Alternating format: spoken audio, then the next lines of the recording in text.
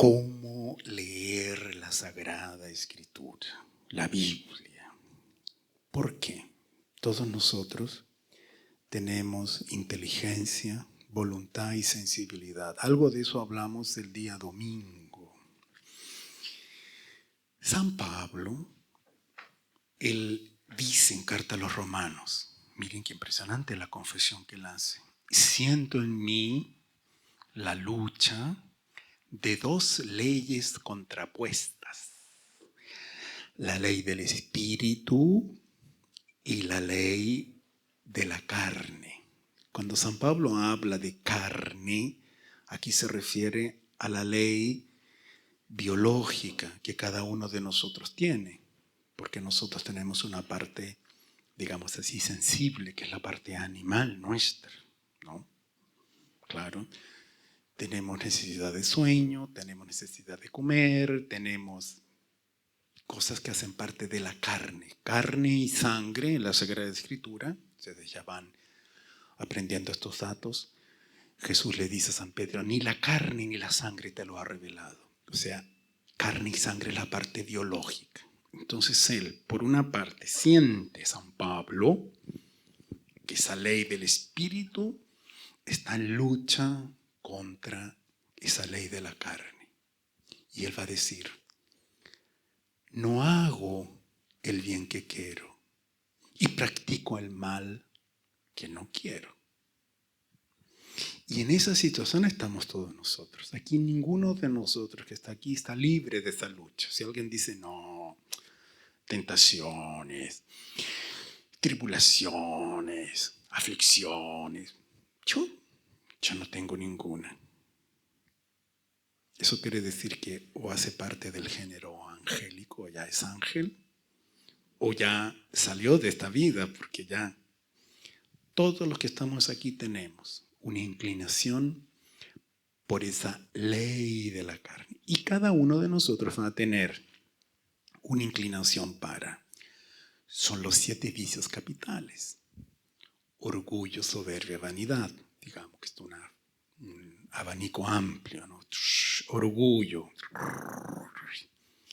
Vanidad, soberbia, orgullo, deseo de aparecer, de figurar. Abrimos otro abanico, la ira. Rabia, resentimiento, rencor. Envidia. ¿Por qué ella tiene y yo no tengo? ¿Por qué ella es y él? ¿Por qué él? Envidia. La envidia es la tristeza por el bien que otro tiene, sea material o espiritual. Cuando golpea la tristeza, sepamos que es la envidia que está comenzando a tocar la puerta para entrar, porque después de la envidia va a venir deseo de venganza, odio, y dependiendo, ahí pasa a otros grados ya como, no voy a decir que ustedes, no, pero asesinatos, etc. Porque ahí ya pasó de las cuentas. Pereza. La pereza. Tener que estudiar. Ay, estoy viendo atrás a unos alumnos ahí que están jóvenes, los más jóvenes de aquí de la asamblea, aquí que están en el fondo. Creo que son hermanos, ¿no? Sí, señor. No. Estoy hablando de usted. ¡Ay! El hermano más grande está ahí. Tienen que estudiar, ¿eh? Ustedes son buenos alumnos, ¿sí? Sí, claro. Oh, no, qué bueno. Pereza. Bueno, vamos a hablar de la pereza porque ya todos tenemos la experiencia de la lucha en materia de pereza. Y después tenemos la gula, lujuria, impureza, sensualidad. ¿Y falta alguno? Avaricia. Avaricia. De tener. Y ahí no tenemos que confundir con el hecho de tener riqueza, porque ahí hay un error también que, ay, si es rico, entonces avaro. No. Yo puedo ser el hombre más pobre, por diosero, y recibo un billete de San Roque. Me hizo gracia aquí. Oiga, padre, este es el billete más grande aquí, el San Roque. Hay una estampita de San Roque, entonces. Entonces, este pordiosero, pobre, en fin, le dan un billete de San Roque, ¿no? De, ¿cuánto? ¿De 10.000, 100.000? 100.000, no. Así. Ya la señal de la avaricia, ¿no? Ella queda pensando. Y ahí llega un pariente. Oye, y también avaro, ¿no? También soy. Y ahí la pelea. No te voy a convidar, no sé qué. ¿Qué es eso? Ay, es pobre, porque avaro, claro. No es que tengo, no tengo. Bueno, yo creo que son los 7 vicios. ¿Falta algo o no? Está claro, ¿no? Todos nosotros tenemos esa inclinación por causa del pecado original. Y la Sagrada Escritura, la Biblia, tiene elementos para yo luchar contra esos vicios, ¿sí? ¿En función de qué? Y esto es lo importante. La esencia. Lo que el catecismo de la Iglesia Católica, el catecismo de niño, el antiguo, ¿no? ¿Para qué nosotros estamos en este mundo? Te preguntaba. Eso ya no se estudia más hoy. Nosotros estamos en este mundo para conocer, amar y servir a Dios, decían los niños así en coro, ¿no? Porque así era más fácil memorizar. Oiga, qué cosa simple. Conocer, conocer. Amar y servir a Dios. Conocer, amar y servir a Dios. Y la profesora o el profesor, ¿y para qué conocer, amar y servir a Dios? Ay, yo ya me olvidé ya ahora del catecismo. Tienen que responder ustedes. Uy, padre, no nos haga pregunta. Y algunos ya se esconden así. No me pregunten. No voy a preguntar a nadie, tranquilo. No se aflijan. Me van a preguntar ahora, me escondo, no sé. ¿Para qué? Vean, para alcanzar la gloria eterna.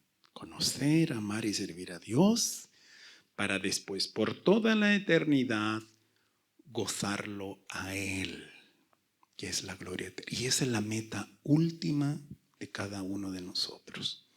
Esa es la esencia. Conocer, amar, servir a Dios en esta tierra, para después gozarlo por toda la eternidad.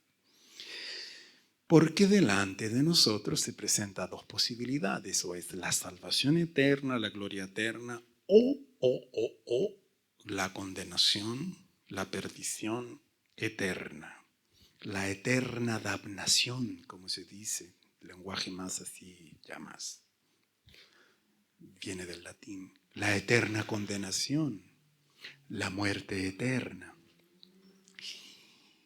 Y la Sagrada Escritura, el Evangelio especialmente, ya el Antiguo Testamento ya habla de eso, pero el Nuevo Testamento, más de 20 veces nuestro Señor se refiere a ese lugar que es llamado la Gehenna,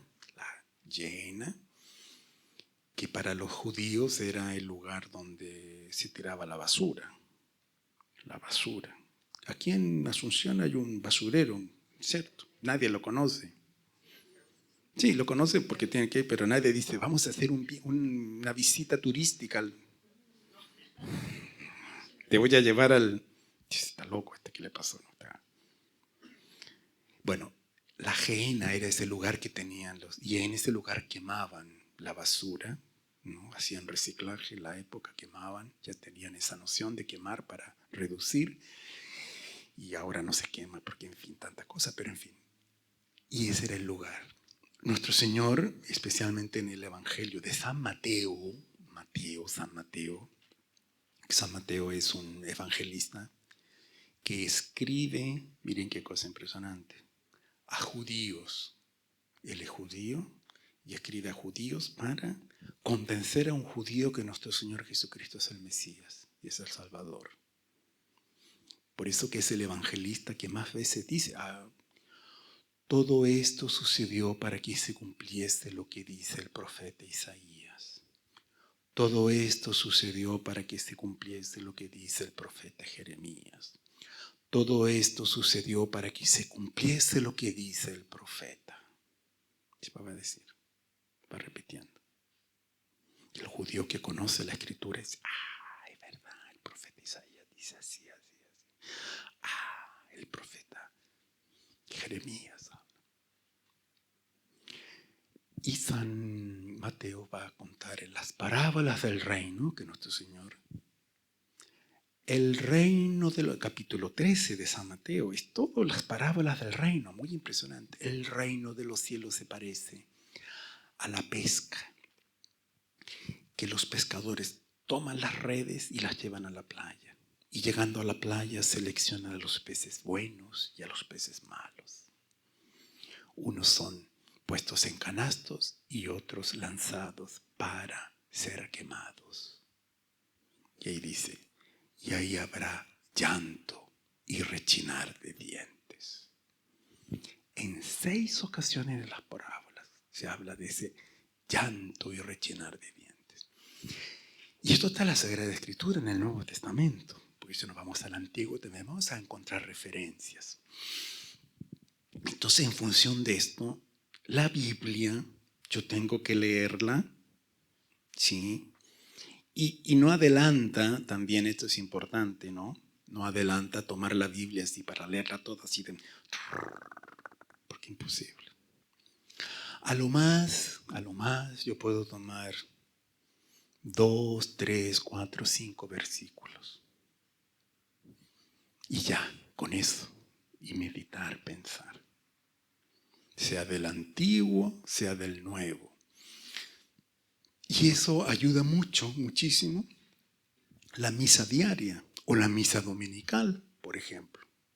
Y prestar atención en la homilía del sacerdote, o procurar en homilía, o buscar libros que existen, que comentan las homilías dominicales. Y yo tener, a partir de esas meditaciones, esas consideraciones, de las lecturas del domingo, o de la semana puede ser también, claro, alimento espiritual. Pero esto es muy importante, no querer abarcar todo así, porque la persona a veces se desespera así, y se desanima. No. Si de la homilía o del texto dominical yo consigo todo, perfecto. Pero si no consigo 2 versículos, 3 versículos, para mi consideración espiritual. ¿En función de qué? De este reino de los cielos que todos tenemos que alcanzar, que es nuestra meta última. ¿De acuerdo? Eso es importante. Ese es el primer punto, porque ya San Pablo que dice, imagínense, siento en mí el combate de 2 leyes contrapuestas. Y si nosotros sentimos ese combate, tribulación, tentación, aflicción, es una buena señal. Miren qué cosa impresionante. Estaba una vez con un grupo de jóvenes así, ¿no? Y apareció nuestro fundador, Monseñor Juan. Se acercó así de repente, estaba así. Y ahí comenzó, en la época no era Monseñor, ¿no? Entonces, ¿cómo va? Y todos, porque él siempre muy animoso, contento, queriendo hacer el bien, ¿no? Y ahí comenzó un tema que jamás se me va a olvidar, ¿no? Sobre las tentaciones. Y él comenzó a decir, oigan, qué cosa increíble, ¿ah? Las tentaciones. ¿Saben que las tentaciones no es una cosa necesariamente mala? Ahí ya comienza, ¿cómo? Sí, porque las tentaciones son permitidas por Dios. Y de hecho, la doctrina católica enseña que las tentaciones son permitidas por Dios. No es que yo debo buscar la tentación, porque ahí sería una ocasión de pecado. Eso absolutamente no. Pero cuando Dios permite las tentaciones, es una señal de que yo estoy progresando en la vida espiritual. Es una señal que Dios quiere que yo luche, me purifique y practique en la humildad. Porque en el momento en que yo siento mi debilidad, yo siento mi flaqueza, es el momento en que yo puedo o recurrir a Dios y pedir la gracia para pasar por esa prueba o no pasar por la prueba. Y eso es lo importante. San Pablo va a decir, oiga qué impresionante San Pablo. Él dice que era, como en portugués se dice, esbofeteado. En español ya era bofeteado, no es cacheteado, no. Cacheteado, dicen aquí cachetear, no. ¿Cómo dicen? Abofeteado, que era abofeteado por el demonio. Así. Imaginen lo que es. Y que sentía en él el aguijón de la carne. Nadie sabe qué es ese aguijón. Dice que una enfermedad, eran tentaciones, pruebas, etc. 3 veces le pedí a nuestro Señor que me quitase ese aguijón. Él dice eso. 3 veces. Y las 3 veces nuestro Señor, ¿qué le dijo? Sí, hijo, yo veo que no es bueno para ti. Te voy a quitar el aguijón de la... ¿Fue así que le dijo? ¿Ve? Entonces, nuestro Señor, no, porque con mi gracia te basta. Pero la aflicción era grande. Una segunda vez, no, con mi gracia te basta. Ya no da más, ¿no? Señor. Y ahí San Pablo entendió. ¿Por qué? Miren qué bonito.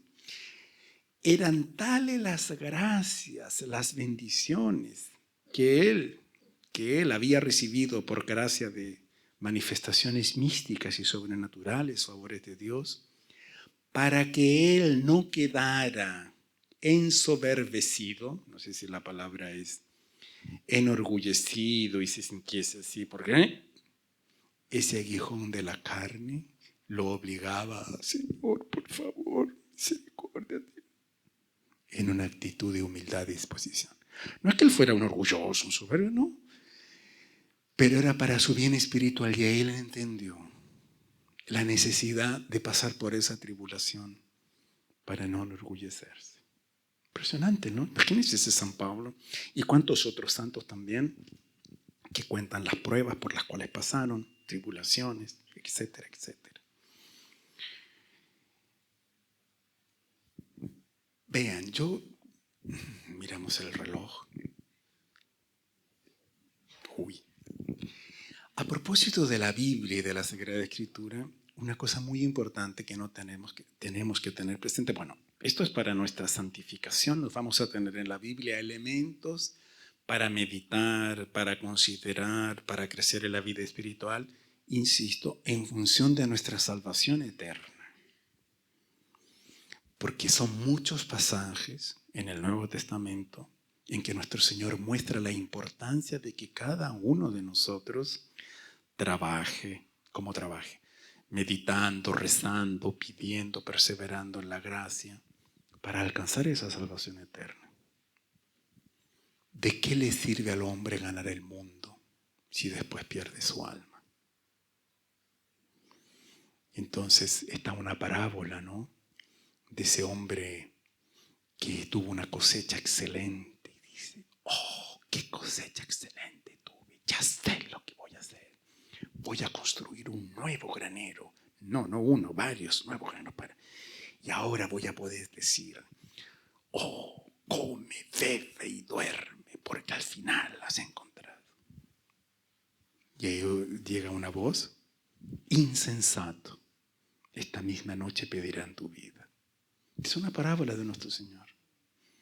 Y así varias en el Evangelio, todo en función de esta llamada, de esta exhortación, de esta invitación para nuestra salvación eterna. Una cosa muy interesante a propósito de la Biblia, del estudio de la Biblia, es que aquí ya entramos en una segunda parte de la exposición, que es una parte más técnica. ¿Qué será eso de técnico? ¿Saben lo que pasa? La institución que a lo largo de la historia más cultivó el estudio de la Sagrada Escritura es la Santa Iglesia Católica Apostólica Romana. No son los protestantes. Hay gente que dice todavía, no, que los protestantes estudian mucho, mucho la Biblia. Ellos conocen y saben. Es un mito eso, no es verdad. Los propios protestantes que se han convertido a la Iglesia Católica, y no hablo de protestantes simples, sino que pastores que estudiaron teología, algunos que fueron a estudiar hebreo y griego para conocer el original de las Sagradas Escrituras, ellos cuando se han convertido dan su testimonio y comentan. Entonces uno de ellos dice que él estaba con esto de la Iglesia Católica, esto de la misa, porque San Juan capítulo 6, esto que nuestro Señor dice que come de mi carne y bebe de mi sangre. ¿Cómo es esto? Porque nosotros solo tenemos esa cena, esa cosa que hacemos, ¿no? Y la hacemos no todos los días. La hacemos, y él comentaba, ¿no? Ni siquiera cada 4 meses. Y no, era 2 veces al año, 4 veces al año. Y él vio que los católicos tienen la misa diaria y él dice que quiso ver cómo era, ¿no? Y él dice que entró por una puerta de atrás de una capilla en una universidad donde se celebraba la misa de 12. Y él entró por atrás y se sentó en el último banco. ¿Conocen el testimonio de ese? No, es un pastor. Después escribió un libro. No, es otro. Es Scott Hahn. ¿Qué es? ¿Qué es eso? Bueno. Y sucede que él dice que se quedó atrás en el fondo y empezó a anotar las cosas como un periodista, porque él estaba así anotando. Y de repente quedó sorprendido cuando empieza a llegar gente, ¿no? Entonces llegan personas y todo. Él dice que ni se paró, quedó sentado, ni se arrodilló tampoco. Pero dice que vio al sacerdote y le sorprendió que comenzase rezando el yo pecador, reconociendo sus pecados. Eso para él era una cosa así que... Pero tiene fundamento bíblico. Después él quedó así abismado cuando vio lectura. Eran 3 lecturas. Era una lectura del Antiguo Testamento, era una lectura del Salmo y una lectura del Nuevo Testamento, era el Evangelio. Pero nosotros, cuando más, es una lectura que comentamos y el día sábado. Y esto es aquí todos los días, porque esto es una misa de 3 lecturas. Y ahí estaba así ya. Después en el momento de las oraciones que el sacerdote, porque él sabía de la escritura, conocía. Estudió griego y hebreo para conocer, era un doctor y empezó a notar, ¿qué es esto? En el momento en que fue la consagración, ahí él ya cayó de bruces. Cayó así, no de bruces metafóricamente, ¿no? Porque ahí sintió las palabras que están en Corintios, ¿no? De San Pablo, que son las palabras de la consagración. Y San Pablo dice, ¿no? Porque lo que recibí por tradición fue en la noche, y ahí dice las palabras, ¿no?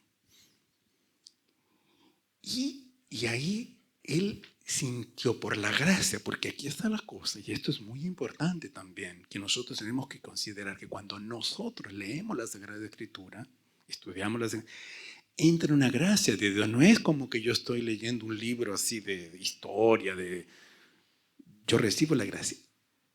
Este hombre cuenta que en ese momento recibió la gracia y él se dio cuenta que ahí estaba el cuerpo y la sangre de nuestro Señor Jesucristo.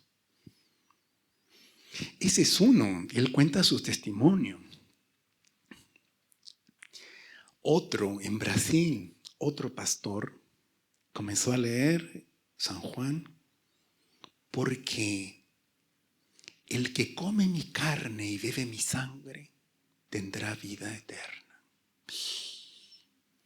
En la iglesia de él solo se hablaba de la palabra. Toda la palabra, porque la palabra. Y Y claro, críticas contra los católicos, lógico, porque evidente, los católicos son idólatras, los católicos adoran imágenes, los católicos tienen esto. ¿Dónde hay? Entonces fue donde otro pastor fue, ¿no? Dice, oiga, cuerpo y la sangre, ¿dónde? No, aquí nosotros no. ¿Y dónde hay alguien aquí? No, están los católicos. Y hablan de eso, ¿no? Y ahí él fue donde el párroco, él como protestante, ¿no? El cuerpo y la sangre, yo quiero saber cómo es esto. Y conversó. Y ahí él se convierte a la Iglesia Católica a partir del Evangelio de San Juan. Porque nuestro Señor en ese Evangelio, él declara con todas las letras, porque mi carne es verdadera bebida. Y mi sangre, no, mi carne verdadera comida. No estaban atentos, había gente, era para ver si estaban la hora ya. Porque mi carne es verdadera comida y mi sangre verdadera bebida. Y ahí, qué duro es este lenguaje. ¿Quién lo puede entender? Y a partir de ahí, comenta San Juan, los discípulos, muchos discípulos, se alejaron de nuestro Señor. Miren qué impresionante. Y ahí nuestro Señor va donde los apóstoles y les dice, ¿y ustedes no quieren irse también? Si quieren, están dispensados, pueden irse. Y ahí es San Pedro que toma la palabra y dice, Señor, ¿dónde iremos? Si solo tú tienes palabras de vida eterna. Pero nuestro Señor en ese momento, Él exige un acto de fe. Y es el acto de fe que le exigen numerosas circunstancias cuando piden milagros, intervenciones. En San Marcos capítulo 6, ¿no? Y la visita que él hace a la sinagoga a Nazaret. San Marcos es el único evangelista que dice que nuestro Señor quedó sorprendido por la falta de fe de ellos. Y no pudo hacer ahí muchos milagros. Qué impresionante. Uno dirá, pues el Dios y el Jesús, ¿cómo es eso? Él puede. Es la exigencia de esa fe. Nosotros estábamos diciendo que íbamos a entrar en una parte técnica, ¿no?, de la Sagrada Escritura. Estamos hablando de estos pastores, ¿no?, que estudiando la Sagrada Escritura se convierten. Hay una diferencia, y esto es fundamental que nosotros sepamos, católicos, entre la Biblia católica y la Biblia protestante. Porque esto tiene su origen en la decisión de Martín Lutero, ¿no?, el iniciador de la Reforma protestante, que él siguió la determinación del canon bíblico adoptado por los rabinos a comienzo del siglo I, después de la muerte de nuestro Señor. Vamos a contar un poco para entender esta parte y ustedes tener como referencia, ¿no? El pueblo de Israel, ¿no?, los judíos, recibieron por patrimonio histórico los libros sagrados, que para eso eran todos libros de inspiración, revelados por Dios, y tenían un gran respeto. Entonces ellos tienen, y está en la Biblia, ¿no?, los 5 primeros libros que para ellos se llama la Torá. La Torá, que quiere decir la ley, ¿no? Después ellos tienen los profetas anteriores, los profetas posteriores y los escritos, ¿sí? Antes de la caída de Babilonia, del cautiverio de Babilonia, los escritos que son antes y posterior al cautiverio de Babilonia. Esa es la designación que hacen, y los escritos. Nosotros católicos son los mismos libros del Antiguo Testamento. Ahí vamos a ver unas variantes que hay, pero son Pentateuco, que son los 5 primeros libros que corresponden a la Torá. Eso viene del griego.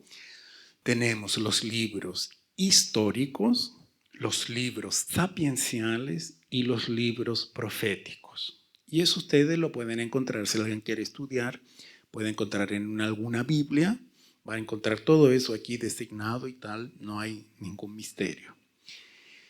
Lo importante es saber lo siguiente, que esos libros hacían parte del canon bíblico, solo que eran utilizados por ellos. 200 años antes de nuestro Señor Jesucristo, en Alejandría aparece una dinastía de los Ptolomeos y un rey de los Ptolomeos que tenía una biblioteca, gustaba de coleccionar libros y él sabe que los judíos tienen una colección de libros. A propósito, en esa época no existía libro como esto, ¿no?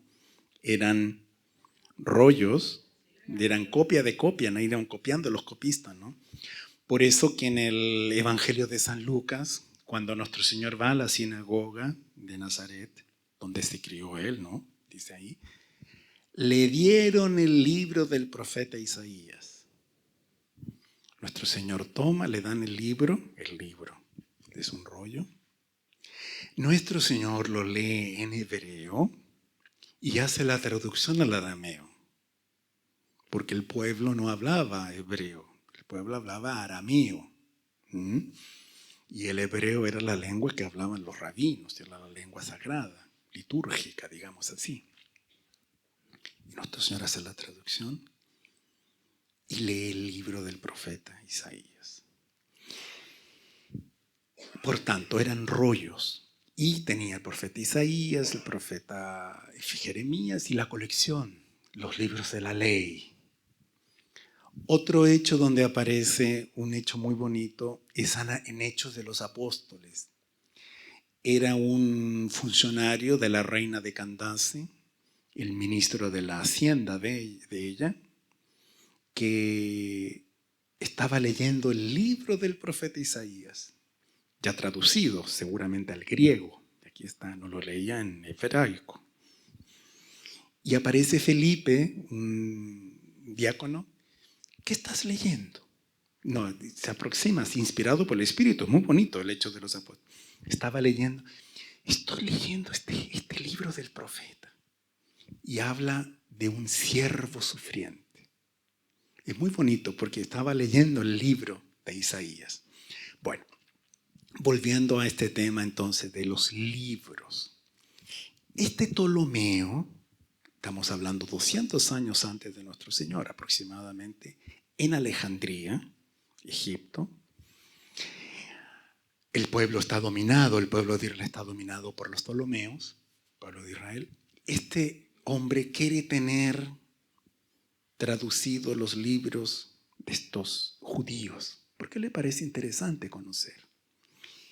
Y ahí manda a elaborar un trabajo de traducción, donde la tradición cuenta, hay un libro que cuenta eso, que fueron 70 sabios, 70 judíos, expertos en las escrituras, que conocían hebraico y griego, que traducen la Biblia, todo el Antiguo Testamento, al griego. Era la Septuaginta, por eso se conoce como la Septuaginta, la 70. Cuando se habla de 70, la Septuaginta, los 70 sabios que hacen esa traducción. Solo que los judíos, ¿no?, rabinos y todo, no les pareció bien esa traducción. El día en que hubo la traducción de la Septuaginta, ese libro de lengua de paganos, hubo 3 días de tiniebla en el mundo, dolor y luto. Sí, pero ¿por qué?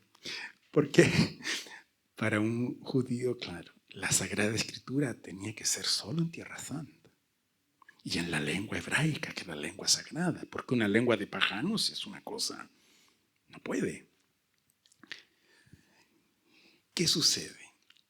juntamente con esa traducción, en Alejandría y en esa zona aparecen otros libros, y esto escritos en griego. Entonces, uno de los libros es de un que se conoce como Jesús ben Sirá, que recibe el nombre de Siráchide, que para nuestro pasó como el nombre del eclesiástico. Eclesiástico. ¿Y por qué se llama Jesús ben Sirá? Jesús ben Sirá es un señor, un piadoso judío, que escribe una obra sobre sentencias morales, sobre normas, cómo vivir, que está en nosotros, la Biblia nuestra, el eclesiástico. Solo que es traducido por su sobrino. Y el sobrino dice, la lengua hebraica es muy superior porque tiene pasajes que la traducción no da todo el valor. Pero bueno, para que ustedes tengan acceso a esta sabiduría también de nuestro pueblo de Israel, aquí está este libro. Y llegó a nosotros en griego, el Sirachis o el eclesiástico. Hubo también el libro de la sabiduría, escrito también en griego. Y hubo otros libros, entonces, el libro de Esther, el libro de Judith, el libro de Susana y varios otros, no, los libros de los Macabeos, que los judíos como que dejaron así, porque son libros que no fueron escritos en hebraico y tampoco en Tierra Santa, son en tierra de Alejandría, de Egipto, esas cosas. Solo que esa Biblia, en los primeros tiempos del cristianismo, tuvo mucha aceptación. Y varios de esos libros comenzaron a ser utilizados por los miembros de la iglesia. Tanto es así que la traducción del Antiguo Testamento de los profetas, San Pablo la utiliza muchas veces de la Septuaginta, Otras veces él hace la traducción de pasajes el mismo del hebreo, pero otro es copiado de la Septuaginta. San Mateo, cuando va a hacer la traducción, todo esto sucedió para que aconteciese lo que dijo el profeta. Es de la Septuaginta. Importante esta Septuaginta. Solo que la iglesia comienza, después de la muerte de nuestro Señor, años 100, años 100 y poco, a utilizar esos libros del Antiguo Testamento y a utilizar estos libros nuevos, escritos en griego, que llegaron hasta nosotros. Los judíos deciden, mire, solo la Biblia nuestra, judaica, va a tener los libros escritos en Tierra Santa y en hebraico. Todos estos caen para afuera. La iglesia continuó año 100, año 200, año 300, utilizando estos libros. Y el siglo IV, en un concilio, decide ya la Iglesia Católica establecer cuáles son los libros oficiales que son inspirados y reconocidos por la Iglesia como tal. Que los libros que tenemos hoy en día aquí, la Biblia nuestra. Siglo V. El Papa de la época, San Damaso, ve que la iglesia comienza a esparcirse en Europa y ya el griego cae en desuso y ya es necesario el latín. Entonces manda que se escriba, se traduzca la Biblia al latín para tener acceso al latín. Y ahí es encomendado a San Jerónimo y otros que lo ayudan a traducir la Biblia al latín, que es la famosa Biblia Vulgata. Bueno, todas estas son cosas técnicas, ¿no? Yo no sé si está cansando esto, pero es importante que sepan, ¿no? Sí, cosa técnica dijimos, ¿no? Pero bueno, no, que importante para conocer, para ver cómo la Iglesia Católica tiene una tradición de siglos estudiando la Sagrada Escritura. No es que, ¿no? Es muy impresionante. Y esto es que sorprende a esta gente protestante, técnicos también, que van a estudiar y ven, qué increíble lo que hace la Iglesia Católica en el siglo XXI. Ahora es lo mismo que hacían en la Iglesia Católica en los tiempos cristianos del siglo IV y V. Van a ver los documentos. Ellos no han cambiado, han seguido. Aquí hubo un cambio. Y la denominación pentecostal no sigue esto. Y está en discusión con la adventista y la otra de aquí. No hay. Y quedan así. Y dicen, oye, aquí hay una cosa que. Y hay. Son los testimonios que ellos van dando al ver esta tradición de estos estudios de la iglesia. Y la historia, ¿no? Impresionante. Siglo VI, siglo VII, siglo VIII, siglo IX, año 1100 aparece Santo Tomás de Aquino, aparece la escolástica, y ahí Santo Tomás de Aquino toma la Sagrada Escritura. Él la lee en latín, claro, pero de una vez que leyó todo la conocía de memoria. Tiene un archivo en la cabeza así impresionante. Hay otros santos, otros doctores de que estudian la Sagrada y van siempre dándole vida a la Sagrada Escritura. Siglo XI, siglo XII, siglo XIII, siglo XIV, siglo XV. Aparece Martín Lutero que hace su reforma y dice, a partir de hoy nosotros seguimos el canon hebraico. La Biblia de la Reforma no seguirá esta Biblia de 15 siglos, imagínense, de tradición, ¿no? Y vamos a seguir el canon hebraico. Por eso que las Biblias no católicas no tienen estos libros que la Iglesia sí aprobó desde los primeros tiempos, escritos en Alejandría y en hebraico, en griego. Entonces, el libro de sabiduría, libro de los Macabeos, Susana, Abel el dragón, bueno, son varios libros que Tobías, en fin. Ahora vean la contradicción en que cae Lutero y el protestantismo. Porque San Pablo, que es San Pablo, va a citar en Carta a los Romanos nada más y nada menos que el libro de la sabiduría. Y ahora, un libro que fue rechazado por los judíos y rechazado por el protestantismo. Solo que el apóstol de la gente, cita sabiduría. ¿Y ahora cómo es eso? No sé si perciben, ¿no? Pero bueno. Y ahí la Iglesia Católica en el Concilio de Trento oficialmente designa cuáles, una vez más, porque ya en el siglo IV el Concilio de Hipona, imagínense, ya había declarado el canon oficial, ya estaba declarado. Pero el Concilio de Trento ya oficialmente, una vez más, define cuáles son los libros del canon católico. Y que son los libros que están aquí en la Biblia nuestra, que ustedes tienen en sus casas. Por tanto, esta Biblia católica tiene una tradición de 2024 años. No tanto, no menos, porque comienza, se conforma, bueno, con la muerte de nuestro Señor no hay como poner datas y fecha exacta, porque todo esto es con el uso de la tradición.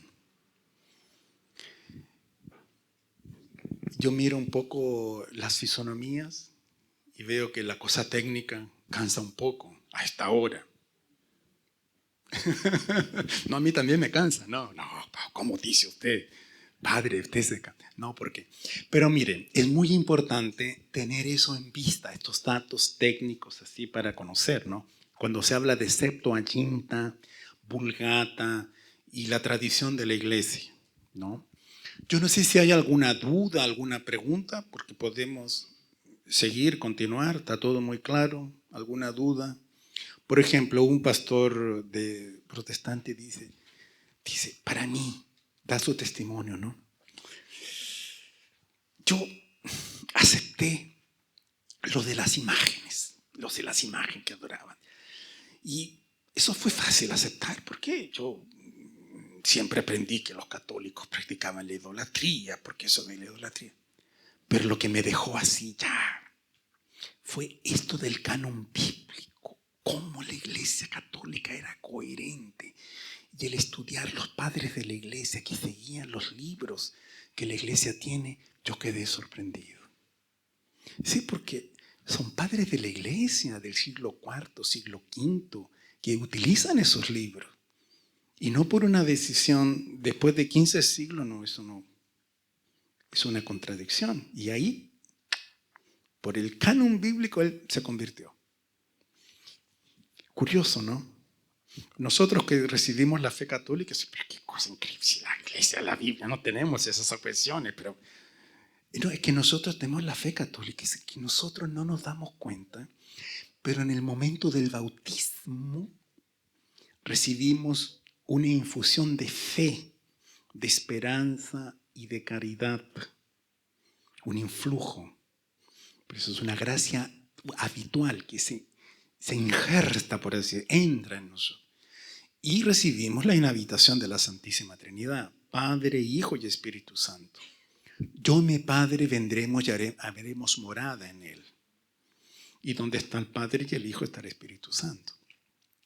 Esa fe que entra en el bautismo es lo que permite que ustedes estén aquí asistiendo a esta charla. Y todo lo que yo estoy diciendo, ninguno aquí, y yo veo la fisonomía está... Entonces, qué impresionante, qué bonito.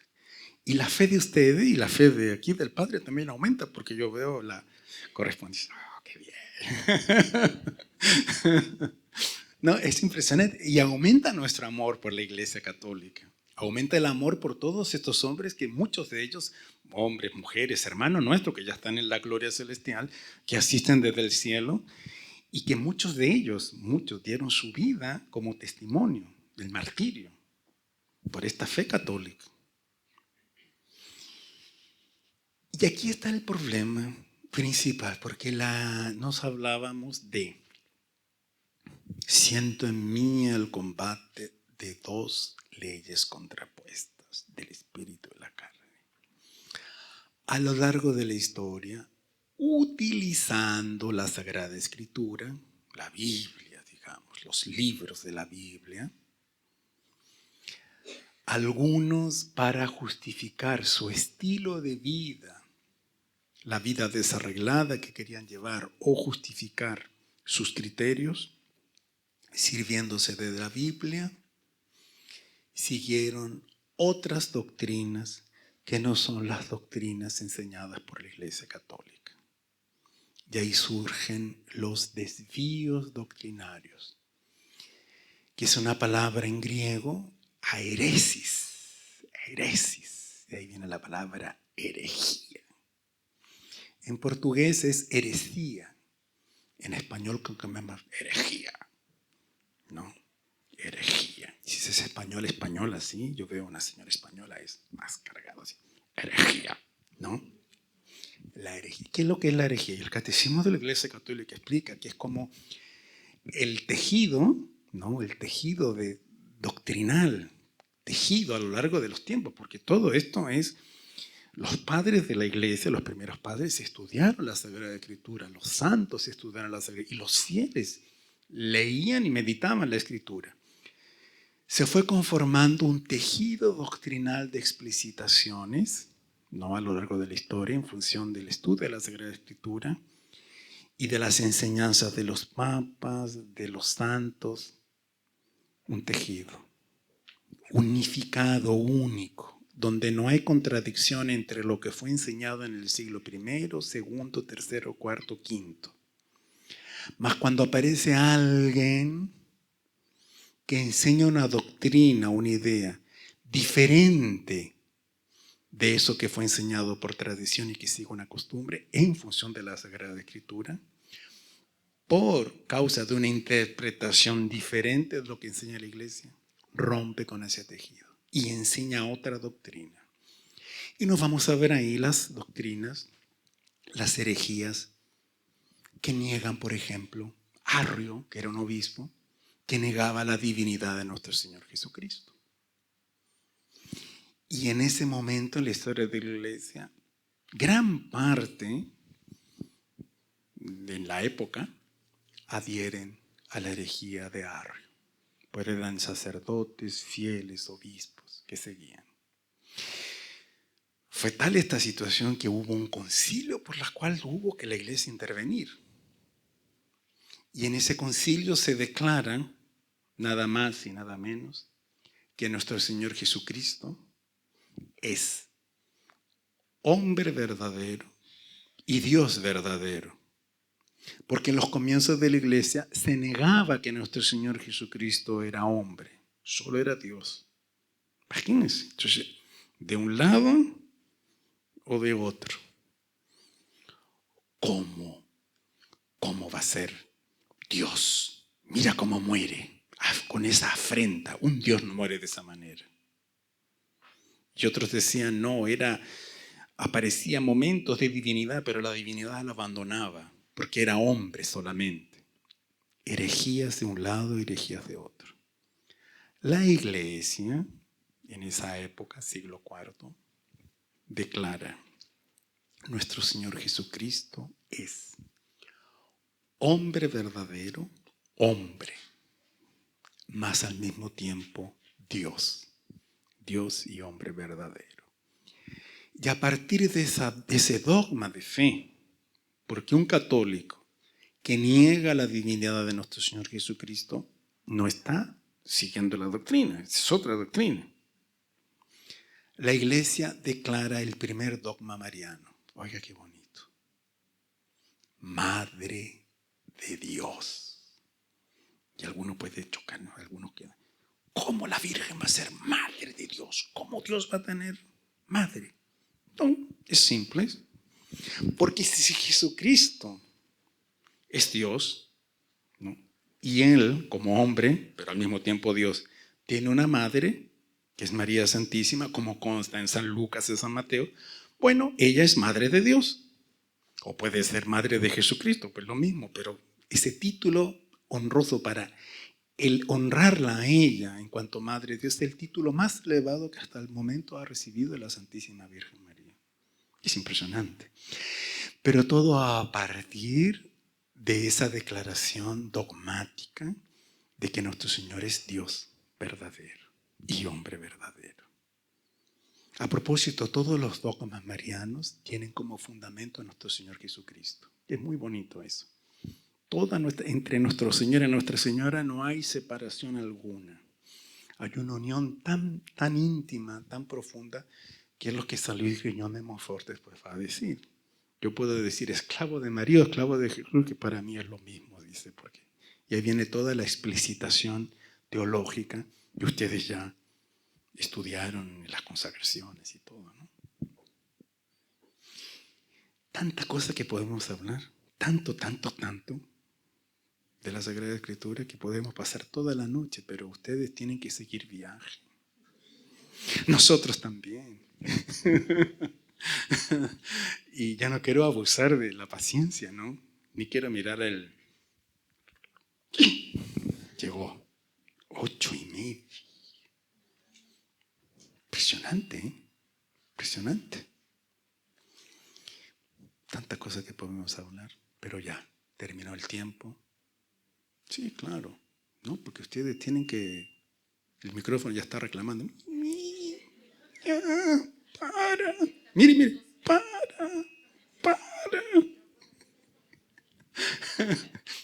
Sí. De Nicea fue el concilio que declaró a Nuestra Señora, y después del de Éfeso. Son dos concilios que declaran a Nuestra Señora la Madre de Dios, y es muy impresionante, muy impresionante.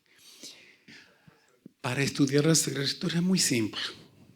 En misa, que son leídos los textos, usted presta atención, acompaña, y algo que le toca el corazón especialmente, a partir de ahí usted va atrás y va a leer la Sagrada Escritura, lo que dice antes, lo que dice después. Y ahí, pero no querer leer todo así, porque meditar, pensar, en función de una gracia que usted recibe, de algo que le tocó el corazón, puede ser del Antiguo o del Nuevo Testamento. Bueno, pero para concluir, vean. El Antiguo Testamento, y esto es para nosotros leer la Sagrada Escritura. El Antiguo Testamento y el Nuevo Testamento tienen un eje central, un vínculo entre ambos testamentos, porque en el Nuevo y el Antiguo se iluminan mutuamente, teniendo como centro a nuestro Señor Jesucristo. Y nosotros como católicos podemos decir, teniendo junto a nuestro Señor Jesucristo a Nuestra Señora. Y esto es Mariología. Y es lo que vamos a decir ahora, de repente la cámara y el micrófono. No, es tan bonito, da tanta. Y es lo que Monseñor Juan, nuestro fundador, no tanto desea, que Nuestra Señora sea glorificada. Y por una cosa muy simple que está en la Sagrada Escritura. Y lo dice San Luis Griñón de Montfort. El mayor milagro de toda la historia, y nunca habrá milagro mayor, es cuando el ángel San Gabriel fue enviado, dice el Evangelio de San Lucas. Monseñor imagina, Monseñor Juan dice, lo que está en San Lucas es muy breve, porque San Lucas tuvo que escribir un resumen. Pero yo imagino que el ángel San Gabriel quedó conversando con Nuestra Señora horas para estar junto de ella y poder conversar con ella. Ahora, lo que es impresionante, Monseñor imagina cómo fue que el ángel, como embajador, pensó en cuanto ángel, ¿no? Para exponer esta pregunta, porque le iba. Es una cosa impresionante lo que debe haber sido. Bueno, en el momento en que Nuestra Señora declara, he aquí la esclava del Señor, porque es esclava, no es sierva, eso es otra discusión teológica, pues ahora no vamos a tratar de esto porque el tiempo ya. He aquí la esclava del Señor, hágase en mí según tu palabra. Y como la iglesia dice, y el verbo de Dios se hizo carne. O sea, la palabra de Dios, como dice San Juan, no, la palabra, el verbo, habitó entre nosotros. En ese momento en que Dios se hace hombre, es el auge de la historia, porque ahí comienza, es el momento más importante de toda la historia de la humanidad, porque a partir de ahí comienza nuestra salvación eterna, nuestra glorificación. Es la nueva alianza, es la redención que se opera, que se va a operar después con la redención de nuestro Señor. Pero todo comienza de ese sí de Nuestra Señora. Es muy impresionante. Vamos. Última, bueno. Siguiendo lo que acaba de decir, digo que poner en contexto eso, porque las respuestas son tan contundentes y cuando uno piensa que era una mujer de no más de 14, 15 años que respondía con tanta 15 años según la ley de la época. Sí, pero ¿cómo respondería? Yo primero cómo identificaría una conversación. Imagínense. Y no, ya claro, ahí nosotros en ese momento inimaginable que aparece un ángel a nosotros. Primero, tanta luz que pensaríamos que es Dios, porque ha sucedido eso. Si se manifiesta un ángel a nosotros, caemos de rodillas y pensamos que es Dios. Y dice, no, soy simple ángel.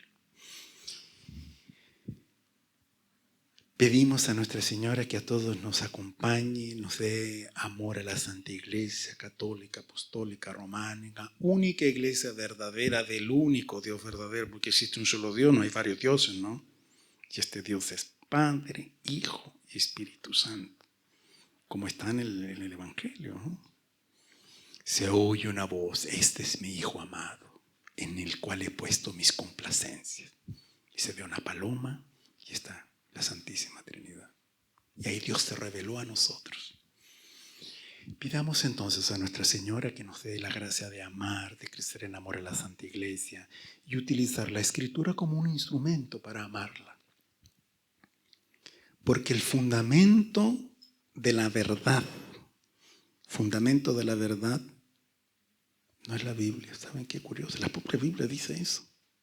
La carta a Timoteo dice, el fundamento de la verdad es la Iglesia.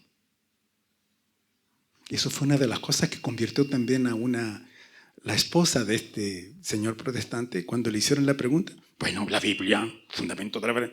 No, carta a Timoteo dice que no, que es la Iglesia. Y fue a ver, es la Iglesia, es verdad, aquí la Biblia. Y ahí bajó la cabeza. Bueno, llamemos nosotros por la fe a la Iglesia, a Nuestra Señora, a las verdades de nuestra santa fe y así crecer en el amor y bueno, y por la gracia de Dios alcanzar el reino de los cielos. Es una gracia, nadie lo alcanza.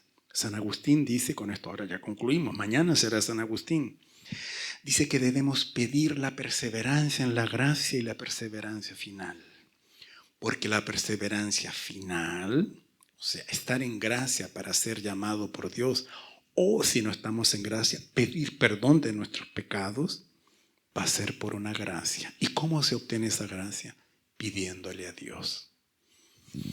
Pidámosle entonces, ¿no?, a San Agustín, hoy Santa Mónica, que tanto rezó por la conversión de tu hijo. Bueno, nuestros santos patronos celestiales, que los heraldos tenemos varios, ¿ya?, extraordinarios, que obtengan de nosotros la conversión, ¿no?, para alcanzar un día el reino de los cielos. Y ahí vamos a estar en el cielo todos juntos, ¿no? Ya no con el reloj, ni con el micrófono que reclama que ya pasó del tiempo, Padre.